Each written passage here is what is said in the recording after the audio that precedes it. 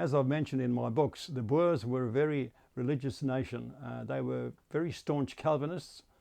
They believed in the righteousness of the Lord, that they were his chosen people and that they were on the chosen land.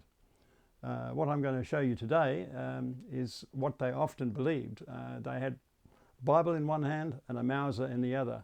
And the slogan which went around was Mit God en de Mauser. So in their words, if they had a Mauser and the Bible and they abided by the Bible, the Almighty would look after them and make sure that they were victorious in battle. I've also mentioned in my books that there was a large variety of different types of carvings on the stocks and butts of the rifles. Some were very basic, as I've shown you, and some were highly ornate. What I've got here today is what I believe a very ornate carving of a Burger F.P. Mausern. That's M-A-S-S-Y-N. He's got a beautiful carving here on the butt, and on the other side of the butt, which we will show you as well, there's another carving which says Mart, M-A-R-T 1900, which means March 1900, which was obviously the date that he did the carving. Now, researchers told me that there were two, I beg your pardon, there were two people called F.P. Mausern. Franz Peter Mausern. One was from Lady Brown in the Free State, and the other guy was from the Bloemfontein district. The one guy was 18 years old when he was captured, and the other guy was 20 years old. One of them went to St Helena, a POW camp in St Helena, and the other one is not actually recorded, so I'm not too sure which camp he went to. So there we are, F.P. Mausern, the two Boers with the same name. This could only have been one or two of those men.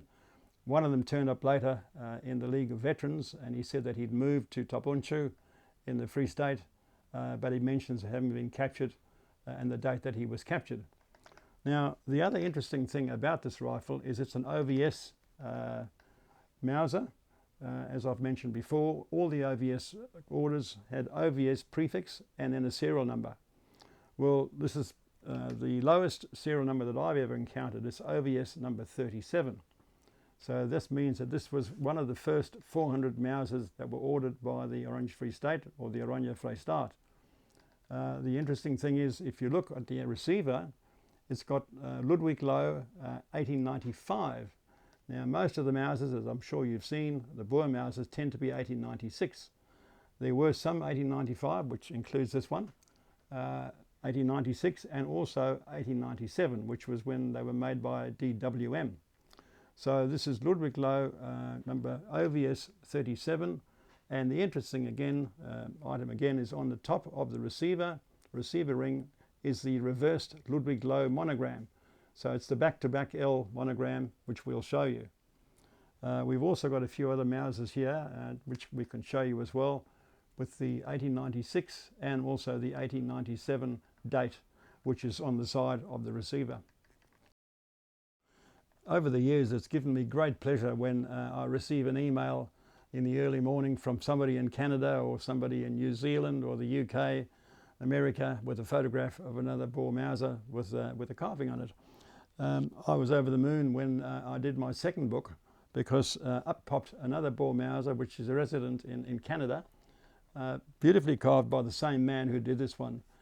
This particular Mauser is named to a guy called Bouwmeester, and we'll show you that you can see the identical design of the border, and also, of course, of the font and the style of the letters. So I've now found one to Bouwmeester, there's another one to Oosthuizen, and another one to Potgieter. And the interesting thing with Potgieter, although it's a very ornate carving, and a beautiful one in fact, they've actually spelt his name incorrectly. So it's P-O-T-G-I-E-T-E-R, and as you'll see in the photograph, it's spelt incorrectly.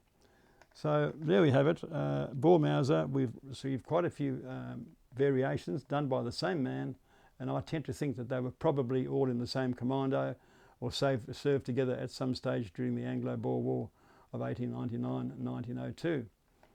I hope you've enjoyed the story.